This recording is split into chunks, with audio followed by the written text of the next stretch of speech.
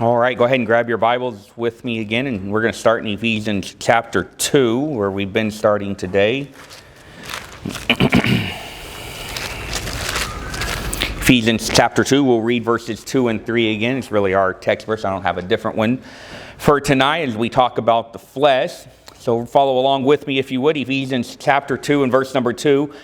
Wherein in time past you walked according to the course of this world, according to the prince of the power of the air, the spirit that now worketh in the children of disobedience, among whom also we all had our conversation in time past in the lust of our flesh, fulfilling the desires of the flesh and of the mind, and were by nature the children of wrath, even as others. So you can see here, even in verse 3 especially, as it really draws our attention to not the part of our enemies and the conflict that's around us are assaulting upon us, but really the part of our conflict that is inside of us. And the reason that this is important, especially this one, is because it really gives lie to the fact that it's just bad upbringing, it's just a bad environment we find ourselves in, it's just a negative influence of the wicked one. It's that we're being tempted.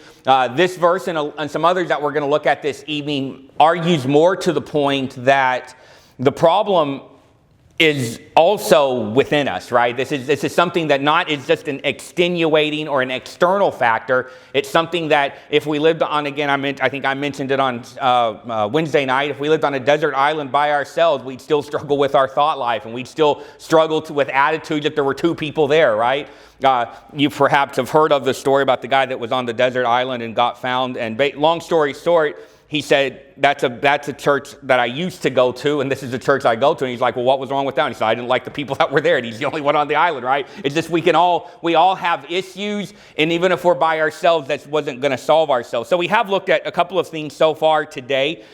We looked at just the world that's around us, its pressure that it applies to us. And I think that the main thing is that we're aware of the pressure, right? That we're acknowledging of it, that we don't live days on end and think that, well, the world's not really affecting me, because I would contend and argue that if you think the world's not affecting you, it's probably affecting you more than you would want to consider. And just the acknowledgement and just the awareness that I am being affected by the world and the things of the world, the mindsets of the world, it's what ought to enable us to be combating that every day in our life. We should set aside days of our times in our life where, hey, like, man, am I tight enough where I should be? And because the world, again, it's just insidious enough to where it creeps in, right?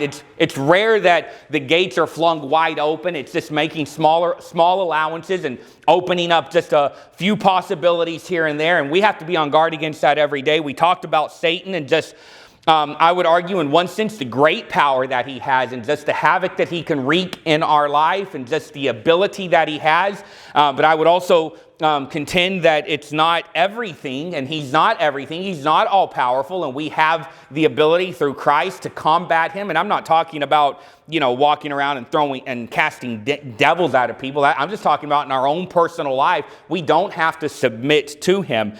But then it does bring us to this third one tonight, and perhaps even on some level the most uncomfortable to deal with, the flesh. And the reason that we're dealing with this one last is because the world is around us, the devil is against us, but even more concerning is it's the flesh that's within us, right? And it's one thing, it's one thing if, well, I mentioned North Korea this morning kind of being what I would consider to be an enemy of the United States, although it really don't seem like they cause us much problem, but just play along with me. It's bad enough to have an enemy that's in southeastern Asia, thousands of miles away. It'd be a lot worse if they were Mexico, right? That's when the enemy becomes a lot more personal. That's why, honestly, and I don't not like worried about it, but I am more worried about drug cartels than I am Korea ballistic missiles, right? Because this is something that, that's 5 hours away, right? And that's easy for that to trickle over. And so the reason that the flesh is such a problem in our life and ought to be such a concern in our life is because it's inside of us. It's one thing, It's one thing to fight an enemy outside the gate. You're standing up on your walls and you're fighting the enemy. The devil is assailing you and the world is pushing in on you. And then you beat all that and you turn around and the enemy's inside the gate with you, right? And that's really what the flesh is. You can have success against the wicked one. You can even have some success against the world, and you're still fighting a battle inside you, really probably on a daily basis. The world does pressure us from without, or from around. The devil attacks from without. But really, and the title of my message this night is "The Flesh is the Traitor Within," right? It's like that. You ever think about, I don't think any of our girls ever did it. Not many people knocked on our doors, but it's like, a parent comes in and there's somebody standing in their living room with their little kid and they're like, well, they let me in. Like, why would you let that in, right? Like, now I've got a bigger problem. And it's not that we're you don't have to let the flesh in. It's living with you, right? And what's even more concerning is when we think about kind of combating the devil, combating the wicked one, we think about the pressures of the world. It's like having a bad person on the outside of your house and your flesh walking up and saying, why, come right in, right? And it's like that part of you that even though you don't like it, it's always welcoming it, right? That's why the world is such a pressure point for us, because it appeals to parts of us that are inclined in bad directions. Does that make sense? That's the reason Satan has so much power. He's not appealing to you in things that don't affect you. He's appealing to parts of you that are not who they ought to be. And that's why the Christian life cannot just simply be reduced to avoiding bad places and resisting the devil. Those matter. I've spent the first two services of today talking about that, but they're not enough, because you can leave the wrong crowd and still carry the wrong desires. You can avoid a bad place and still have corrupt imaginations. You can recognize worldliness around you and still excuse carnality within you. And the reason that this is true and the reason that this is valid is because it's one thing to identify the world and say that is a worldly action, that's a worldly behavior, that's a worldly mindset, and I'm not going to do it so nobody will see it. But you can still have bad mindsets, sinful mindsets, and attitudes inside your heart, and nobody really knows it because it's inside your life. This is why the flesh that we're dealing with at last, not because it's least important, but really there's a sense in which it strikes closest to home. Because now I'm not talking about the big bad devil that's caused me a lot of trouble in my life. I'm not talking about the world that's encroaching upon me. I'm talking about me tonight, right? I'm talking about really the parts of me that I don't like. We're not going to spend time in this service. I'm still kicking around if we're going to come back to it on Wednesday, but in Romans chapter 7, Romans chapter 8 talks about for I know that in me, that is in my flesh, dwelleth no good thing. It's like, it's bad enough to have the devil. I have some victory over that. It's bad enough to have the world. I can get some victory over that. But I find myself to be as much of a difficult battle as the devil or the world itself. So the sermon, my message right now is not what's wrong with the age that we live in, what's wrong with our society, what's wrong in Hollywood or Washington and public schools or liberal churches or lost people. There's plenty wrong in all those places. I could sit here and I could preach a message against Washington. I could preach a message against Hollywood. I could preach a message against liberal churches. And I'm not saying that's not appropriate, a time and a place for all of that. But the message before us right now is not what's wrong with Hollywood, not what's wrong in Washington, not what's wrong in liberal churches. The question for now is what's wrong with me? Yeah. What's the matter? Why, Paul puts it like this: the things which I would, that do I not, and that which I would, that do I not, right? Or you just kind of put those words in and it all makes sense, right? And all I'm arguing is that it's bad enough to look around and say, all this stuff is going wrong. What ought to concern me more is what goes wrong in my own heart and on my own mind, and people don't even know it. What kind of desires do you have that's resistant against God? And there's a couple of aspects. And I'm not even saying that all the time you're even giving into the desires, but just the fact that you have them, right? I would wear this. I would listen to this. I would talk like this. I know it's wrong. And so there's a very real sense in which I don't want to do it. But if it wasn't for all this, that, and the other, that's the direction that my flesh lends itself to. I think it's important also to delineate and to understand that when we think about the flesh, we're not talking about skin, muscle, and bones, right? That's where it kind of resides, but that's not what's at stake here. The body itself is not evil. I think that was the Gnostics that talked about how, the material is evil in itself. That's not really the problem here. It's the flesh is, as the term I would use is, it's the fallen, earthbound, self-directed resistance to God that still exists in our life. And see, here's really, if you will, where the problem is, where the rub lies at, is that your flesh can be immoral and also religious at the same time, right? You can go to every last church service and your flesh be running rampant in your life. Your flesh can be dirty, but you can appear respectable.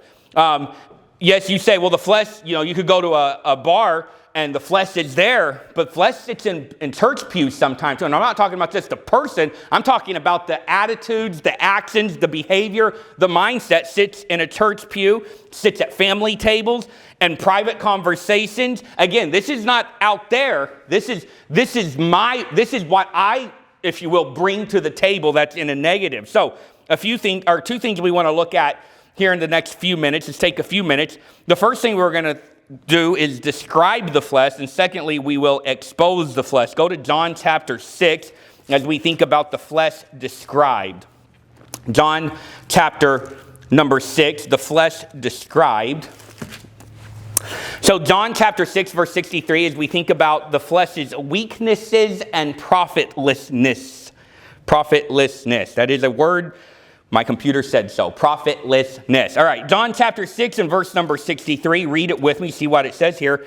It is the spirit that quickeneth. The flesh profiteth nothing. The words that I speak unto you, they are spirit and they are life. So obviously you can probably see the phrase that I'm kind of narrowing in on. The flesh profiteth nothing. So John chapter 6 verse 63, it sits in a, how can I describe this? It sits in kind of this middle ground between talking about the flesh as it refers to skin and bones, right? That is your flesh. And versus other ways the Bible uses the term flesh as in referring to not the old man. The old man and the flesh are not the same. We're not going to talk about that, but there's distinctions and differences there. So more the flesh is just the carnal self-appetites, right? But I would argue that John 6:63 kind of sits in between those, because when he uses the term flesh, I don't think he's directly referring to your sin nature. He's not referring to the carnal part of you, but nor is he referring specifically to your flesh and your bones, right? So there's this kind of middle area. But however you want to kind of consider that, he says the flesh profiteth little, right? And we need to understand that when you feel your flesh, when you feel your the inside of you, who you are, wanting things or not wanting things, the thing that ought to come to your mind is Jesus said, this profits me little, right? And the intimation is that we ought to want to do things that profit a lot. Now, we're not talking about money, right? We understand that. But what he's saying here in verse number 63, it's the spirit. The spiritual part of you is what brings life. The flesh is the opposite of that. So every time you feel your flesh knocking on your door, and listen, where is this line between the world, the flesh, and the devil? Who's tempting me? Who's pulling me?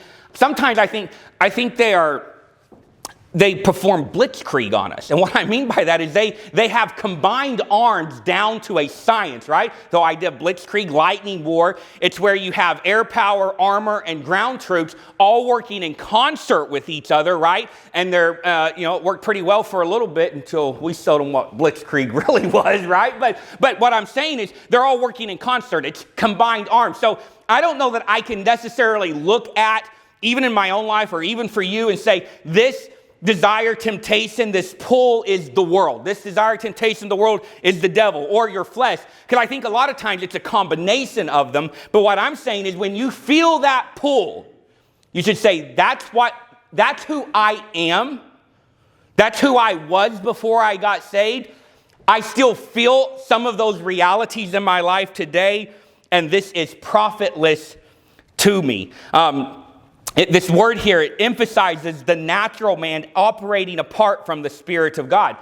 And it is, I think it's at the end of 1st or 2nd Corinthians, maybe with the verse that talks about, no, it's not, it doesn't have a connection to that. But he talks about that he keeps his flesh under subjection, right? And it's one of those things of, sometimes we just have to, we talk about the Satan buffeting us. Every once in a while we need to buffet ourselves, right? And we have to control ourselves, right? And I'm going to maybe use some language that talks about, that sounds like I'm just saying, we just got to try harder. I'd like to think that you can take my single message and put it in the greater context of everything I've ever said or thought about things like this. But what I'm saying is, what I'm trying to drive home is the personal responsibility that we each have to do what we should be doing here. And John, where we find ourselves as we think about the profitlessness and weakness of the flesh, is he's saying that you can be religious, educated, disciplined, and respectable. Because we're not going to go, but you could go look at who he's talking to.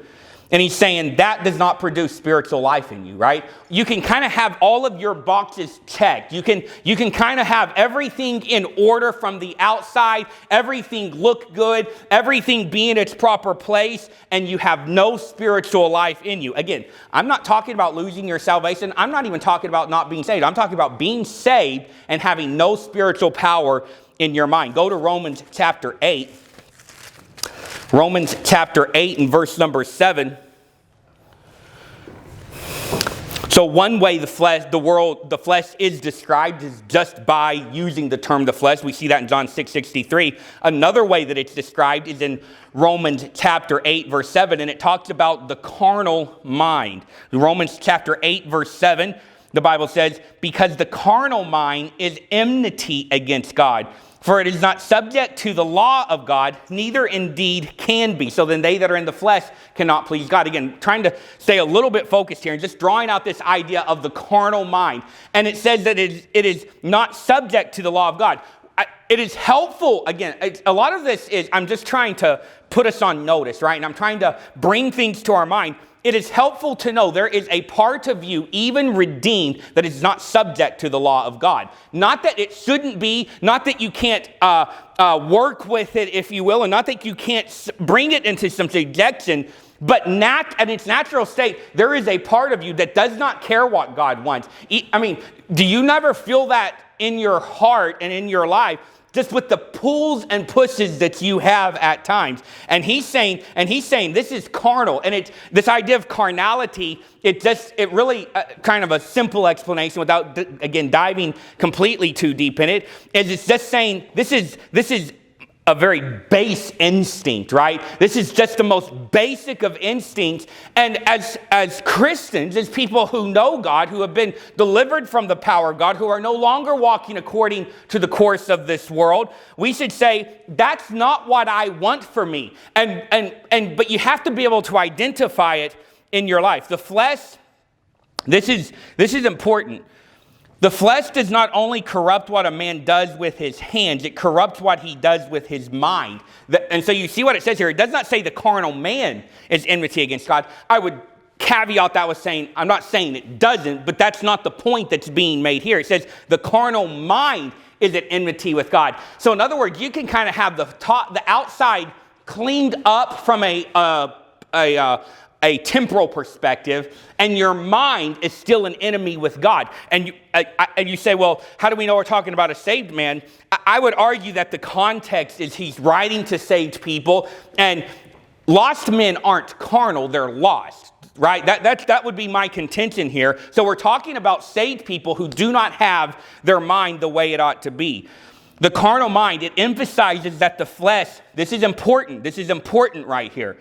The carnal mind emphasizes that the flesh is not merely in appetites, it's also in the way that we think, right? What you think about, the way that you think, your thought processes matter to God. It's not, well, I'm doing everything that's right, it doesn't matter if I have a good attitude. That sounds like a carnal mind that's at enmity against God. It has to all be together.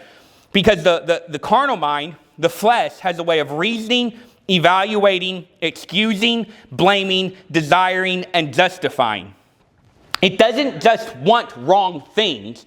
I would say in its most general term, the flesh wants wrong things, right? That is definitely one definition. But when we drill down to what's being talked about here with the carnal mind, it's not just saying the flesh wants wrong things. It says you're not even thinking right? Your mind is not even where it ought to be. You're in Romans, go back a couple of pages to Romans chapter 6 and verse 6. So as we describe the flesh, one term is just the flesh. We saw that in John chapter 6, verse 63. We see it termed the carnal mind in Romans chapter 8 and verse 7. In Romans chapter 6 and verse number 6, we see it called, look at it, read with me, knowing this, that our old man is crucified with him, that the body of sin might be destroyed, that henceforth we should not serve sin. So it uses the phrase here, the body of sin. So the body of sin is emphasizing sin's use of the body as an operating instrument. And what I mean by that is, for your flesh to get what it wants, it needs partners in crime, right? In order to act out fleshly desires, you have to do something, right? Your body has to come in compliance with it. And I would argue when we talk about this body of sin, it's basically saying your carnality, your flesh, your body of sin, it's trying to get you to do things. It's trying to get you to do things. The issue, again, is not that the body itself is evil. The issue is that sin wants to reign. It talks about that. Verse number 12 of Romans 6. We probably shouldn't be doing that. We'll spend too much time in Romans. But let not sin therefore reign in your mortal body, that you should obey it in the lust thereof. This is a powerful passage because, again, we're talking to saved people here, and it's saying, don't let sin reign in your mortal body. What that ought to tell us is that sin can reign in my mortal body. This is something that can happen even as Christians. And then you could go down and look at verse number 13. Neither yield ye your members as instruments of unrighteousness unto sin. So he's saying, don't let your body become an instrument, become an avenue by which sin is expressed in your life. The reality is, let me say this in a very limited context, just to kind of illustrate the point here. There's a sense in which, at least from the context of what we're talking about with this body of sin needs hardware, right? Software is basically just the way stuff is programmed, but software has to run on hardware. It needs hardware to execute these commands, and sin needs your eyes, your tongue, your hands, your appetite, your temper, your schedule, and your strength, right? This is where sin goes from the carnal mind to actually enmity with God in its flesh. Romans chapter 7, verse 24, we see it called the body of death. Just have this one verse. We could spend, I have other stuff to talk about in Romans chapter 7. I have it all prepared, but we're just not going to get to it tonight. I realized that a long time ago, or not that long ago, but Romans chapter 7, verse 24.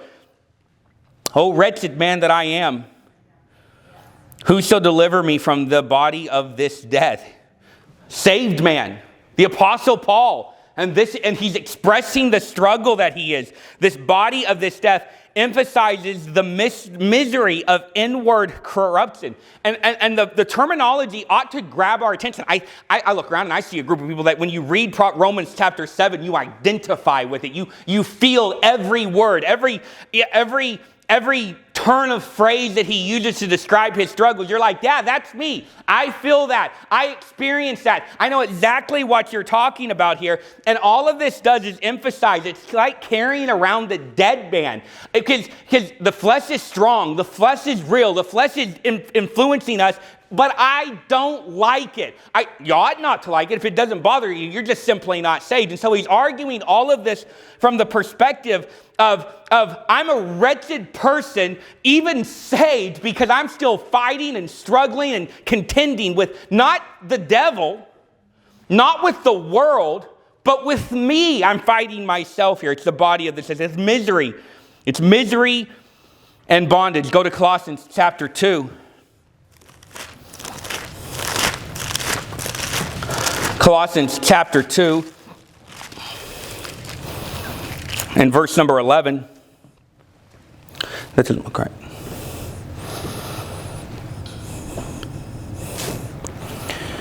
Oh, yeah, it's right. Colossians 2:11. In whom also ye are circumcised with a circumcision made without hands, in putting off of the body of the sins of the flesh by the circumcision of Christ. Again, there's a lot that's going on in that verse. Let me just kind of draw your attention to kind of our one thought here is in Romans 7, again, we talked about the body of this death. Romans 6:6, we talked about this body of sin. Colossians 2:11 it uses a little bit of another phrase, but it begins to kind of hone in on how we saw this.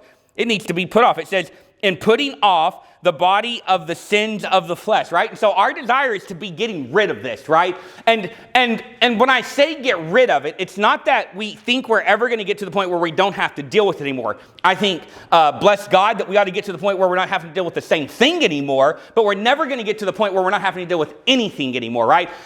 You ever get bad at something the older you got? Like, I used to not have a problem with this, and now I'm having a problem with this, right? So it's like you get some things under control, you put off the body of the sins of the flesh, and you get control over that, and lo and behold, maybe something crops back up, or you develop the whole new sin of the flesh, right? And you have to work on that, and you're having to apply yourself there. But it needs to be put off in our life.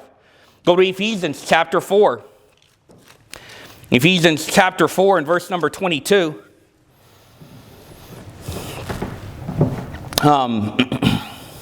That you put off concerning the former conversation, the old man, which is corrupt according to the deceitful lust. So we got it here, talks about former conversation, the old man. This emphasizes a corrupt pattern of living, right? It's the old walk, the old habits, the old desires, the old patterns, the old reactions. And it's saying that's what we're trying to get away from. We're going to spend our entire life fighting, again, not against the world and the devil. That is as real as it is. But I'm fighting against I'm trying to constantly get up and put these things off in my life. Let me just give you some more before we move to our second point tonight. In the term sin nature, that phrase is not used. I would consider it to be theological shorthand. It's like the rapture, the Trinity. It's words that we've used to describe things. Let me just give you a verse out of Romans 7. Then it is no more I that do it, but sin that dwelleth in me, right? It's just the fact that I have things in me. I have a sin nature within me that's driving me to these places. It's not a dismissal of responsibility. It's just an acceptance of reality, if you will. In Romans chapter 5 and verse 12, it talks about our Adamic nature is the term I would use. Talks about it, wherefore by one man sin entered into the world, and death by sin. And so death has passed upon all men, for that all have sinned. And it's just basically saying you are who you are because you were born from, that's not very physiologically correct, because you came from Adam, right? And you're always going to have that in your life. You're always going to be struggle with that in your life. You could go look at 1 Corinthians chapter 3, verses 1 through 3. It talks about just being carnal, right? And brethren, I could not speak unto you as spiritual, but as carnal. He says, you're just not pursuing the type of things that you should. And it's helpful. I just don't have time to turn over and look at that verse in detail, because he's applying it to saved people. Saved people, let me put it like this. Your spirit, there's a very fine line here. And until we are glorified in our resurrection bodies, you're still going to have to put up with what you were before you got saved. I suppose it would be nice, but just maybe from a theoretical perspective, you get saved and you never have another problem with sin. That's not the way it works. What it is God's given you the power to have victory over your sin. Let's go to Galatians chapter 5. We're turning the corner. Just have about 15 or 20 minutes here. Ephesians chapter 5. I could have preached an entire message even with the list I have. I took multiple things off of that list, some terms that I think brought nuance out to us. I have a point here out of Galatians 5:19 and 21 that we're going to talk about. You could easily preach an entire message out of this. I have a point that we may or may not come to on Wednesday out of Romans 7 that talks about where the flesh is located. I know this is hard to believe, but you could preach an entire message out of Romans 7, right? And then even in Romans 8, we have some things. But let's get to where we're at tonight. Galatians chapter 5. Here we are, Galatians 5. Read verses 19 and 20 with me. Now the works of the flesh are manifest, which are these. So these are things that the flesh does, likes to do, and brings to us: adultery, fornication, uncleanness, lasciviousness, idolatry, witchcraft, hatred, variance, emulations, wrath, strife, seditions, heresies, envyings, murderers, drunkenness, revelings, and such like, of the which I tell you before, as I have told you in time past, that they which do such things shall not inherit the kingdom of God. And I feel like we need to back up and kind of give us some context here as we think about the flesh, exposing the flesh for who it is.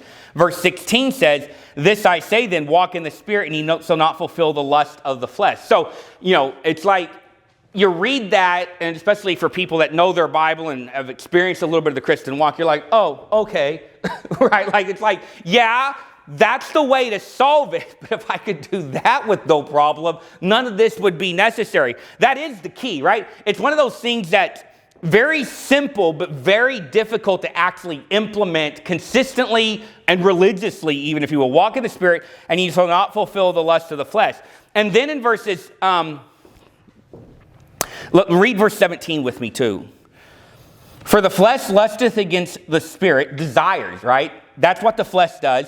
"And the Spirit against the flesh," that is literally describing the conflict that goes on in the life of a believer, right? The flesh wants this and the Spirit wants this. "And they are contrary one to another, so that ye cannot do the things that you would." And again, I think we're all astute enough in what the Bible is saying here. It's just saying that when you find yourself sinning, it's just indicative of the fact that you want to do things you don't. He's really echoing in parts of Romans chapter 7. And he's like, this is a struggle that you're all facing, that we're all facing. And then in verse 18, "But if you be led of the Spirit, you're not under the law." And then he moves into verse number 19. So I set us up before we, just briefly touch on a few of these things, because he begins to describe the works of the flesh. And he makes the argument at the end of that of this list of things, is that people like this don't go to heaven, right? That's what he says. Yeah, so not inherit the kingdom of God. But I think there's another inference we can take from that, because he just talked about the flesh is lusting, the flesh is contrary, the flesh is fighting. He didn't use that term. That's my phrasing there. And then he said, and then he helped us out, because the question could be, well, what does the flesh look like? And, part of us is like, it's like we don't really need this extrapolated for us. It's like, it's like, I know what the flesh is. I deal with it every day, right? I know what it works in my life. But he begins to list some things. Let me give you, I broke it down into 3 categories, and we're not going to spend a lot of time on any of it, but I want to show you very briefly how even a saved person can still be affected by some of this. Again, he makes it clear that you can't live like this and go to heaven, right? Those are incongruous with one another. That's not going to happen. But it doesn't take away the fact that this is where the fight is raging. This is where the conflict is raging. So we have, first off, sins of intimacy. It's when the flesh corrupts desire. You have adultery, fornication, uncleanness, lasciviousness. Intimate sins are the flesh taking God-given desires and dragging them outside of God's ordained boundaries. This is lust, impurity of thought, corrupt speech, immodesty of desire, and really the refusal to govern appetite under the Lord Jesus Christ. Here, let me make this point here, right here, is the issue is not that any of this is evil. The issue is that your flesh is like, this is an okay thing that God has given you, but let's do it like this, and let's pull it outside the bounds of what's legitimate. A saved person may never outwardly do some of these things, but still giving ground to it in his own mind.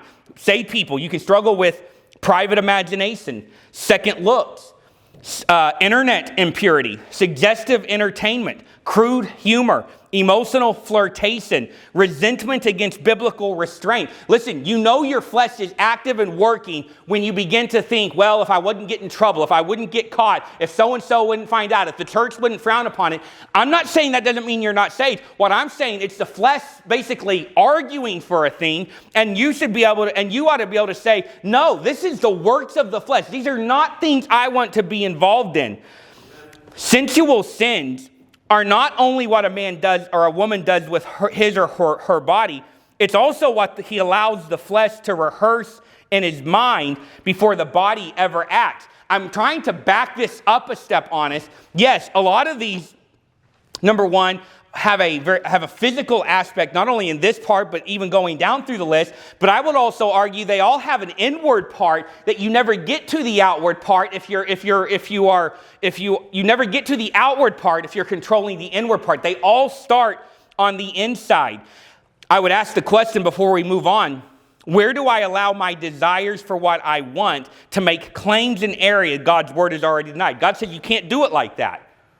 The Christian ought to say yes. It doesn't mean your flesh doesn't desire it. It's not that you can even say, I'm not going to do things that are wrong, and your flesh is like, oh, well, okay, I'm glad we had that talk and never have an issue with it. It's going to be a constant pull in all of our lives. So sins of intimacy, the flesh corrupting desire. You also see in the beginning of verse number 20, sins of religion, the flesh wearing church clothes. It says idolatry and witchcraft. Religious sins are the flesh trying to corrupt worship, control.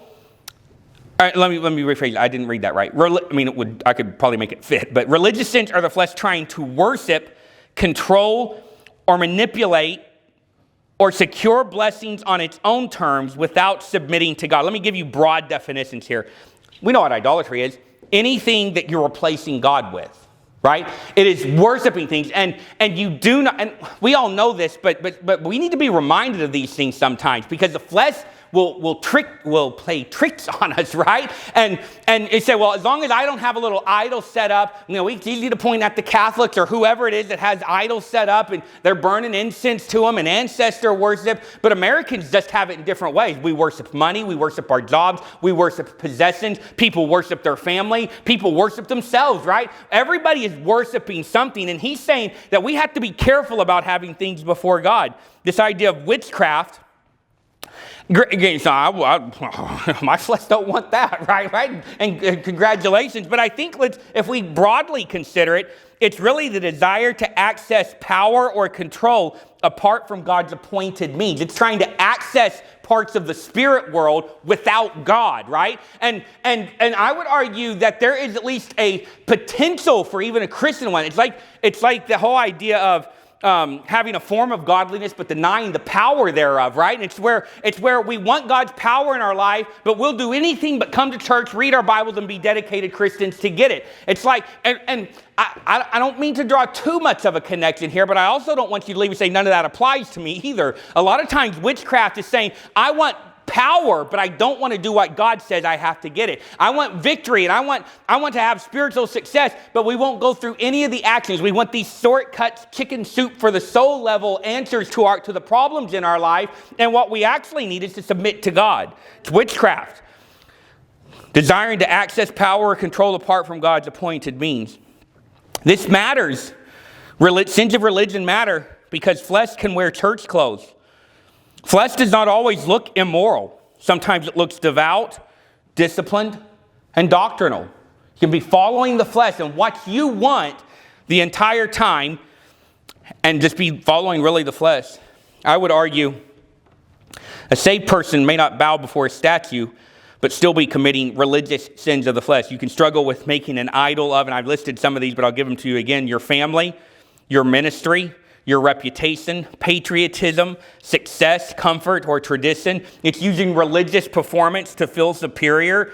I'm just going to have to read some of this. We can't spend a lot of time on it. It's confusing treating church attendance, standards, or giving as proof of personal righteousness. Just because you wear the right clothes and do all the right things. Like, I'm not even arguing the fact that you're not doing the right things, but that's not worshiping God necessarily. You ought to do this because God has changed your life, but that's not a badge that you wear and look at how righteous I am. At some point you begin to move into, this is more important, the persona that I'm projecting, than it is following God. It's really this idea of wanting God's blessing while resisting God's rule. And that I think is the kind of an essence for us of the spirit of idolatry and witchcraft. The flesh, and this is important before we move on to the last one real quickly. The flesh is willing to be religious as long as self remains on the throne. Right? And I would insert this here. I talked about it a little bit with the world, and I even talked about it with the devil as well. None of these three are looking for unconditional surrender today, right? They're just looking for a concession today. Your flesh isn't saying, do whatever you want, no matter when you want. Most of your fleshes are not doing that. But what your flesh is like, just do this. How did I put it this morning? That's not that important. And everything gets diminished on practically every level. And I would say, your flesh don't mind if you come to church every day as long as it doesn't make any difference in your life. And we can become content with paying our tithe, dressing right, talking right, watching right, drinking right, and by drinking right, not drinking right, all that things. And the entire time, our inside, our flesh is running completely amok. And then we see lastly, we'll be wrapped up here in just a couple of minutes, sins of society. The flesh also corrupts our relationships. So it corrupts the flesh wears church clothes, it corrupts desire, and it corrupts relationships. Look at the end of the list. We read it. Hatred, variance, emulation, wrath, strife, seditions, heresies, envyings, murders.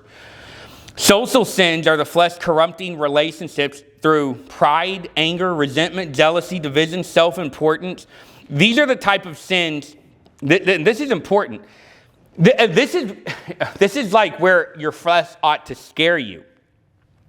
You think about some aspects like the sins of intimacy, and it's your flesh wanting things. But it's not even where you're really wanting things. It's showing that your flesh doesn't just want pleasure; it wants position, right? It wants to be lauded. It wants to be acknowledged. It wants to be held up. It wants to be right, first, noticed, vindicated, and obey. This is a bad part of our flesh, right? And I think that especially for God-loving Baptist people, this probably is one that we should pay attention to. We're not necessarily all, I wish I want to go drink and all that. Most of us are probably not struggling with that. What we can tend to be struggling, right? None of us are struggling with that. I expect a little bit more of an affirmative when I say stuff about drinking, all right? But we can want to be right, first, noticed, vindicated, and obeyed, and have all that in our minds. We may not be saying a lot of it, but in our hearts and in our minds, in our flesh, that's what it is. A saved person can be doctrinally sound, morally respectable, while be deeply fleshly in relationships. What does that look like? You're easily offended. You say, well, how do I know if I'm easily offended? Well, if you're offended all the time. Right. That's how you know you're easily offended. If you are constantly offended, that's easily offended. We should be careful about that. Because really what that's telling us, what our flesh is telling us is you deserve better than that. I can't believe that they treated you like that. I can't believe they treated you like that. I'm not even saying what they did was right. All I'm saying is that we have to, in our own hearts and minds, be careful about being easily offended, always needing the last word, quietly resenting another person's successes, assuming the worst of the brethren, spreading gossip under the cover of concern, holding grudges and calling it to discernment, being harsh at home but polite at church. I would say that, again, carnality and fleshly desires are not just always found out in the world. They're found sometimes sitting in a church pew. And these are the things that we have to be concerned with. I said that was the last thing. I actually have one more thing. It's just the last two things. Revelings and drunkenness. The flesh refuses restraint. Again, if I could apply it a little bit broader to kind of hit on this, it's really just sins of excess, right? Just not having any constraint or bounds in your life. It's appetite, pleasure, escape, indulgence, excitement, and all of that throws out sobriety and self-control. It's not just about drinking. I'm not trying to dismiss that, but what I'm saying is for a Christian, it ought to be just more about, can I control myself and can I keep a handle of it? It's the flesh saying, I won't be governed, right? And we have areas of our life that maybe even in and of itself, we talked about this some with the world, it's not wrong, but we just won't have any self-control at all. Money, excess and lack of control, entertainment with no restraint, wasting time, compulsive scrolling, binge watching, obsession with hobbies, sleeping too much, talking too much, refusing to ever tell yourself no because treat yourself, right? And we just have all of these different aspects of our life where we just never tell ourselves no to anything. If I can do it, if I think I can get away with it, if nobody will think bad about me, I always say yes.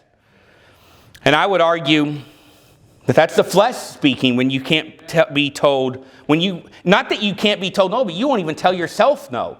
This isn't about the pastor telling you no. This is about me telling me no. This is where the rub lies. So we have described the flesh, looked at terms in the Bible, and exposed the flesh. The flesh is not just the body. It's not only, and I really want you to take this away. It's not merely open, scandalous sin. It's not just something found in lost people. It can be religious. It can be relational. It can be excessive. It can be sensual. And that really would lead us to where we would talk about in Romans. We'll see if we come back here. We've looked at all of this. This is the flesh. This is what the flesh wants. All those terms, that's the flesh. You say, well, where is that at?